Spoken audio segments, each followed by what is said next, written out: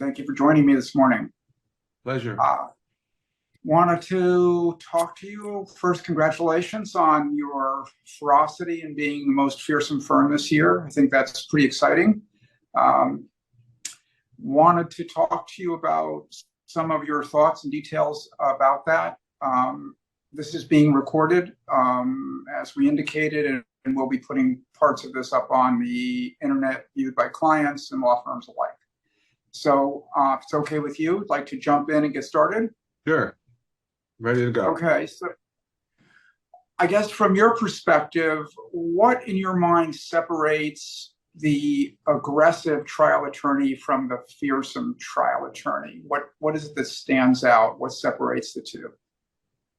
Well, I think those really describe different phenomena, if you will. An aggressive lawyer who is not, really thoughtful about their aggressiveness isn't necessarily fearsome. I mean, somebody who's just aggressive, blindly aggressive, inappropriately aggressive, or aggressive at the wrong times in the wrong circumstances isn't necessarily effective. And that kind of person as an adversary you wouldn't necessarily fear because they can create problems for themselves. When I think of fearsome, I really think in terms of respect, that an adversary who is feared is one who will find a way to win and a way for you to lose. And that is something that if you're a trial lawyer, you obviously don't want to have happen. And that can be a cause for fear or concern. But it flows from respect, from knowing that your adversary is going to find out, how to make you lose your case. So I think there's a difference between just being aggressive and actually being feared because of what you can do in a courtroom. It sounds like there's an element of kind of strategy in there, that being fearsome is the ability to take all the different ways, perhaps, that you can be aggressive and tying them together in a strategic way for your client's interests. Is that fair? I think that's right. I mean, if you understand fearsome in the way that I've described it, that is to say, lawyers who will find a way to win and a way for the adversary to lose, that means they'll use whatever tools are necessary to accomplish that result. Sometimes that's being aggressive. Sometimes that's being highly strategic. I think there's an element of strategy that comes into any case, trying to figure out what is the path to victory and how are you going to get there. That requires strategic thinking and tactical decisions along the way. But yes, I agree. There's an element of strategy in that, in being successful and therefore respected and being feared for what you can do. Interesting.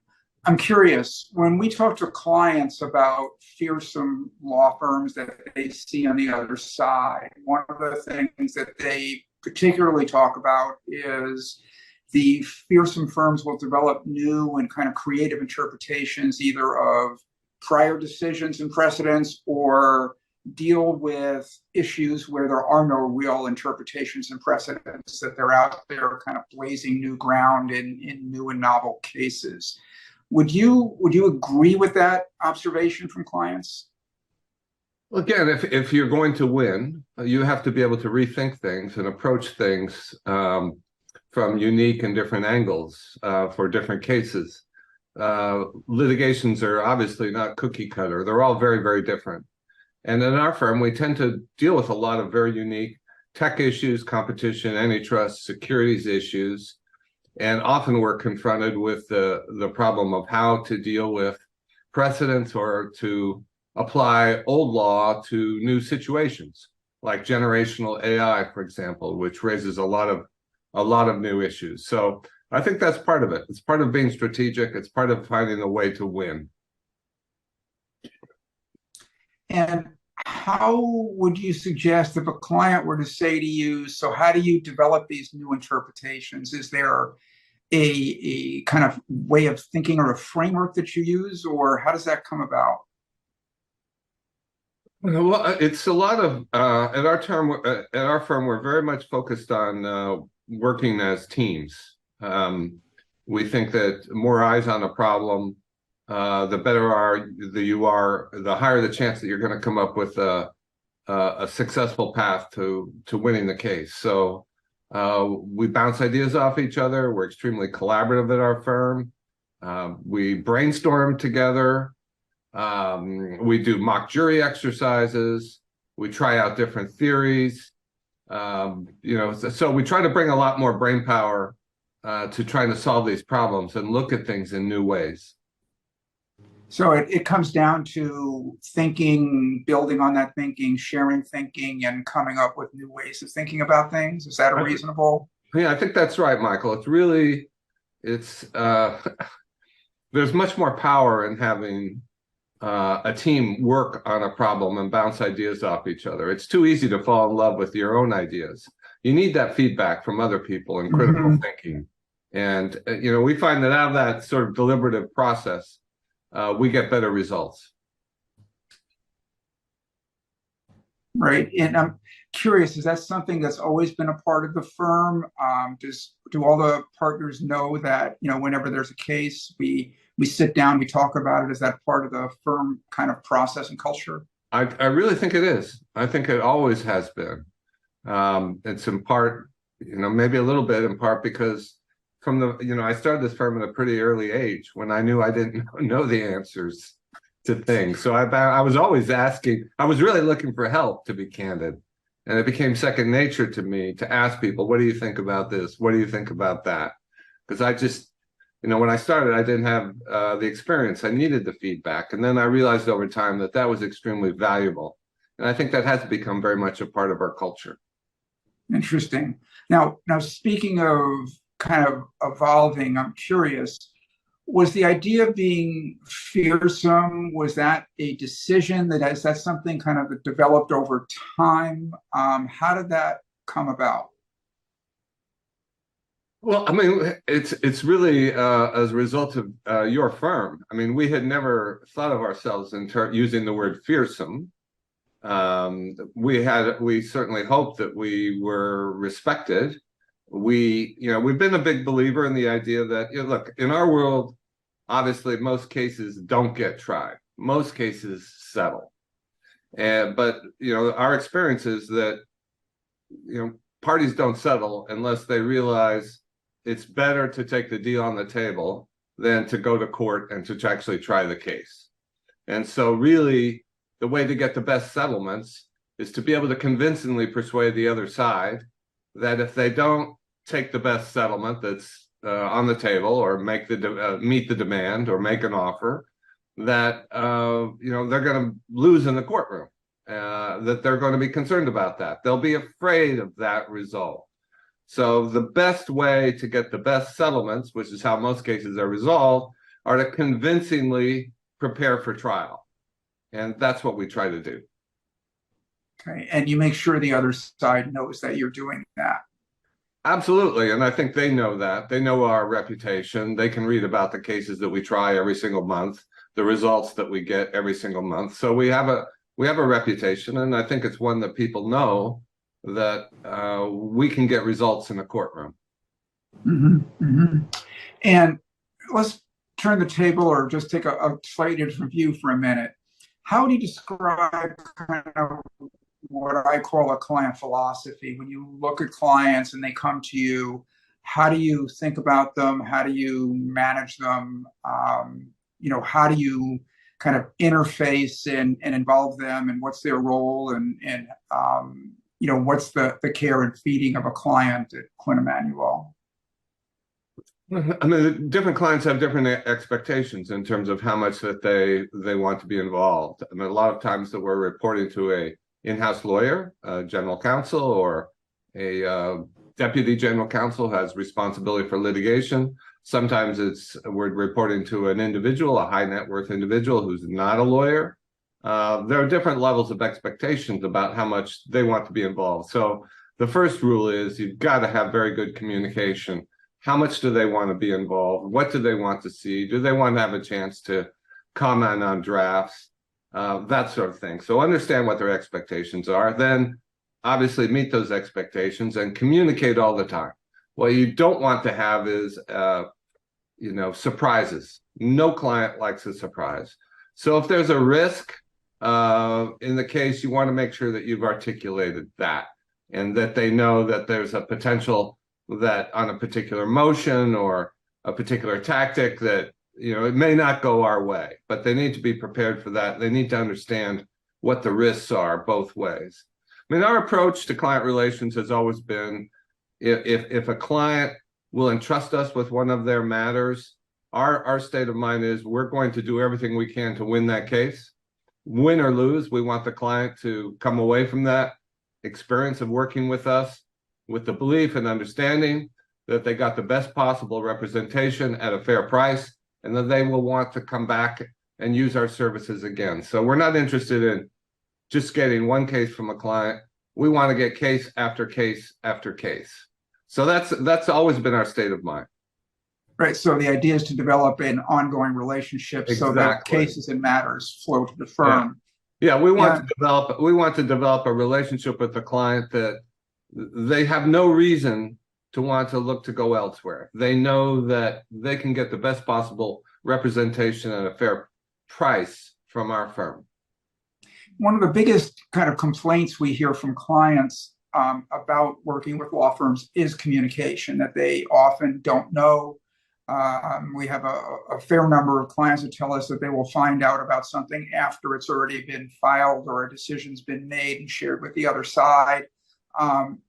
Do you have a formal process to ask clients all these questions when you get started? You'll say, what are your expectations? How often do you want to hear from us? Do you want to review this? Sure. Yeah, right at the beginning, we try to understand what their expectations are, but there should never be a circumstance where they hear about something after the fact, that we filed something or there's been some result or some development, and somehow they hear about that after the fact. We never want that to happen.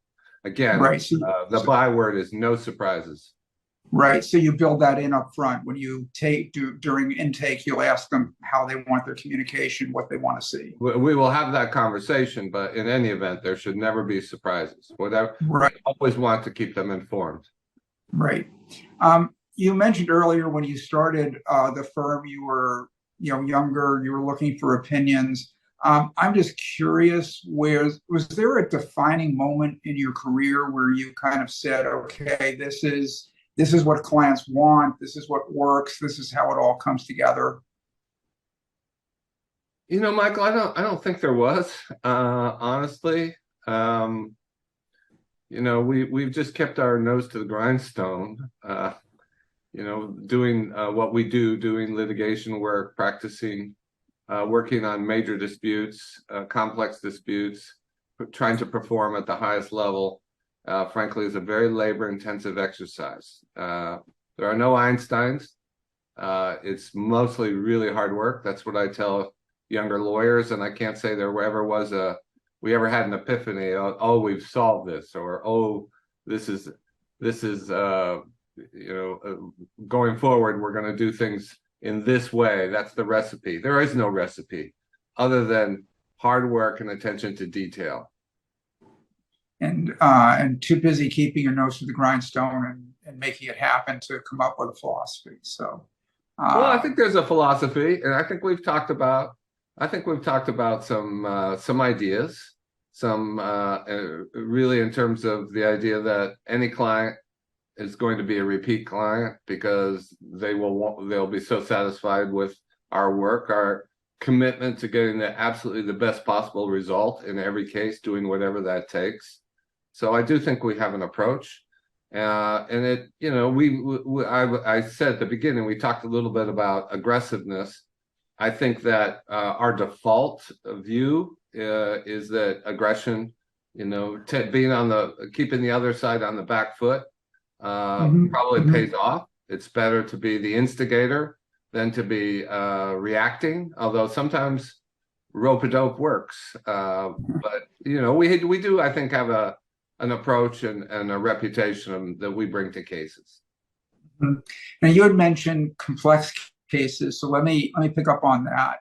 One of the things we're hearing a lot from corporate counsel is they're seeing a lot more complex cases than they've seen in prior years. They're seeing more high stakes. They're seeing kind of more novel cases coming before them in litigation. What do you think is driving that from your experience and your observation? Well, it's interesting. I think I would agree with that. The world of finance gets more and more complex. Structured finance, complex financial products seem to get more complex. Technology-related litigation. We have a very large intellectual property patent litigation practice. As technology becomes more complex and successively advances in technology build on older technology. Look at what you have now in generative AI and the like. We're seeing new issues. The pace of change, I think everybody sees this. The pace of change is so fast. And that means that the pace of change in the disputes world, the friction points, are also extremely fast. So I do think there is something to the idea that litigation, like everything else around us, has become more complex. And people talk about deglobalization. We have 34 offices around the world. Our offices work together. I think there is more cross-border work than ever, even though China and the US seem to be drifting apart in some ways. Those friction points create more issues for people who do the type of work that we do. Investment treaty arbitration, claims against states, sovereign wealth funds, making investments all around the world, the amount of capital being deployed out of the Middle East, for example. It creates more cross-border type issues, regulatory issues, cases that involve multiple of our offices, where, for example, one party is in one country, there's a regulator that's interested in a second country, an alleged bad guy in a third country. This is not at all uncommon. So yes, our world is becoming more complex. And do you think we're at the beginning of a wave of complexity? We're just going to see more and more of this? I don't think things are going to get simpler. Let's put it that way. Okay, I don't see any sign of that. That's fair. Would you have anything to say to clients or the corporate counsel community about how they should rethink their strategies or rethink kind of their approaches in light of all this growing complexity? You always have to be learning, I think. You always have to be learning about what's happening in your industry, what's happening in the jurisdictions, the geographies where you are doing business, with the regulators, what are the new types of claims that are being asserted. I think it pays to try to stay on top of things, keep your eyes open as to what's happening. What are the friction points? What kinds of claims are being brought? We see a lot of claims relating to data now. We see a lot of claims relating to climate change of all kinds. This is not going to change. These types of claims are only going to grow. So I think you have to, within your budgets, try to have the right subject matter expertise or have the right people on speed dial to help you stay on top of this fast changing world. And I'm curious, just looking at this a little differently, do you experience or observe any kind of drawbacks or disadvantages in being, perceived as, if you want to call it, respected and fearsome and, kind of coming at it in the way that the firm does? No, I don't think so. I've yet to find the client that's looking for a wallflower or, in the kind of work that we do, looking for the litigator who's kind of a soft touch, who is not assertive, who cannot carry the battle to the other side. I don't think clients are looking for that. So I've yet to see a disadvantage to being respected, being feared, bearing in mind that every case is different and that earning respect in some cases may involve a much more subtle approach. It doesn't necessarily, as I said a couple of times, the path to victory isn't always one of simple, straightforward aggression. In fact, I think it rarely is. Mhm, mhm. Well, you mentioned the collaboration and the sharing of ideas. Um, do you build that into any of your internal training for more junior attorneys, associates, newer partners? Is that part of the internal communication process at the firm? I would say not formally, but frankly, everybody lives that. I mean, from the time you're a young lawyer at our firm, you're participating in uh, team meetings and the team process of preparing a case for trial. From the time the case first comes into the office to the time the post-trial motions or even appeals. So it's not something that we have any formal training about. It's just like fish in water. This is the water we live in. This is how we practice law day in and day out. So the culture and these processes are built into the behaviors of the firm from the very beginning. Yes. And the associates learn and they grow up with that. It's a powerful way to communicate. Um, what advice? I know you mentioned working hard, nose to the grindstone, but what else would you tell aspiring trial attorneys who are looking out and saying, how do I succeed in my career? How do I succeed in the courtroom? How do I succeed with clients? What advice would you give them? Well, I always tell young lawyers, new ideas are always welcome. There are no stupid questions. The only stupid ones are the ones that aren't asked.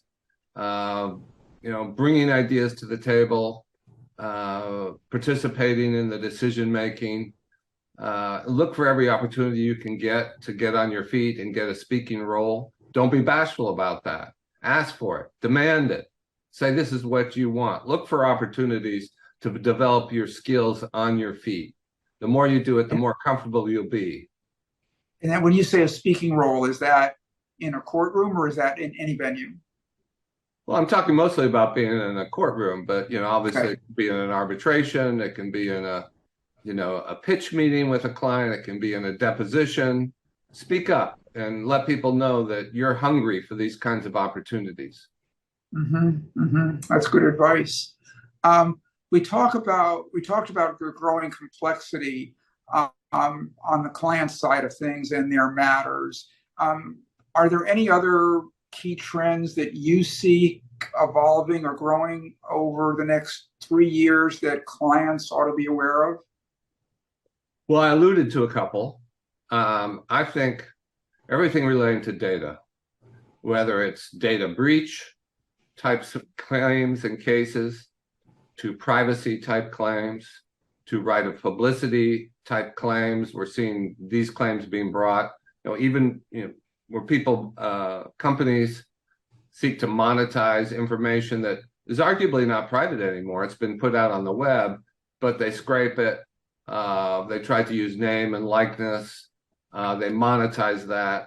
And we're seeing cases brought now asserting right of privacy or right of publicity claims to generative AI, the use of scraping data, violation of terms of service, alleged violation of terms of service, use of copyrighted material to train generative AI programs, all these different things that relate to data and pools of data, antitrust type claims. Data, large pools of data as being market power in terms of antitrust terms.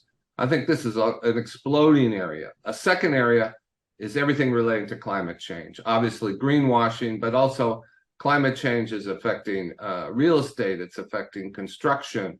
It's affecting securities law and disclosure issues. Increasingly, governments around the world are requiring that companies make disclosures about their climate change, potential liabilities and threats, and to disclose what their plans are for dealing with, becoming carbon neutral or lowering their carbon footprint.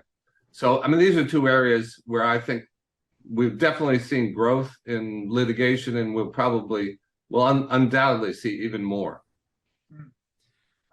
I'm curious when you talk about all these trends. And I'm going to ask you to flip over and observe the client side. So you've been doing this for a long time. You see a lot of cases coming through the firm. When we talk to corporate counsel, so many of them are saying that we are in a place that they have record caseloads, they have record litigation, they have more cases in some instances that they can possibly manage, or but clearly they figure it out. What do you say to clients that are trying to manage all this? Well, I think it very much depends upon the industry. I mean, we see some areas where there's less litigation and fewer claims being brought. Look, it's very hard to staff for litigation in-house. It's hard to staff for the peaks and the valleys. Litigation tends to be, in most instances, kind of episodic. Sure, there are some companies for certain types of claims. You're always going to have a steady docket of a number of claims. So if you're an automobile manufacturer, you're going to have some number of products liability claims. So you can staff for that. But in most situations for significant litigation, you really can't staff for it. So you have to have some trusted litigation firms, outside firms that are advisors that you can turn to. And so that would be my recommendation is, we think that we should always know who the best trial lawyers are in any jurisdiction around the world. We try to make a point of that. That's a big goal. And we have some better success in some jurisdictions than others, but you need to have those relationships, because you just never know when you may have the enterprise threatening litigation, and you need to know who to turn to.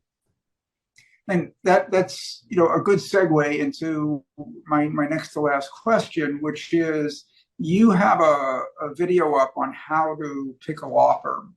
And when we are talking to clients, especially this year, there's tremendous decline in client service. At least 1/3 of all corporate counsel are new to their job, meaning that they have changed roles in the last 2 to 3 years, and they don't really know the firms that they've inherited or are legacy firms, and they're not the legacy firms aren't, by and large, reaching out in an aggressive way. What would you say, given the environment, given where we're headed, what should corporate counsel be demanding from their law firms, and how should they be hiring differently than they have, say, prior to, say, go back 4 years? Well, I mean, it's surprising to me that that firms are not interested in getting to know new in-house lawyers. That somehow doesn't add up for me. I would let them know that you want to get to know them. Invite them in to make presentations. Look, law firms are really eager for opportunities to get in front of house counsel. And I would invite them in, have them make presentations. I would have other firms that you've heard good things about come in and talk to you. Law firms are eager to do this. So invite them to come in and have them, ask them to make presentations on what are their strengths. What can you do for us? And have them come in and tell them how they think they can be helpful and help solve your problems. And it really surprised me if there aren't a lot of takers on that. It does require a commitment of time. You can't get it all done overnight, but I would continually be getting to know law firms and looking for opportunities to work with new firms. And to see what they can do, what they can bring to the table. And I'm curious, any questions that you think I should have asked you, but I didn't? No, Michael, I think you've done a really good job. I can't think of anything offhand. Maybe, I think at the end of engagement, it's always good to have an add-up session, a candid discussion. What went right? What didn't go so well? Give feedback. Ask the lawyers to give you feedback. Sometimes in-house counsel can be there can be friction points and difficulties in relating. Sometimes it's, it takes two. And I would invite outside counsel to, be critical or to give suggestions about how the in-house legal staff can do a better job of supporting outside counsel. Because, ideally, you want to have on any given matter, you want to have, in effect, a virtual law firm, a partnership between the in-house team and the outside team, and they should be able to work together, bringing both the skills that both sides have, bringing it to the project to get a successful result. So I always think that's a useful discussion to have.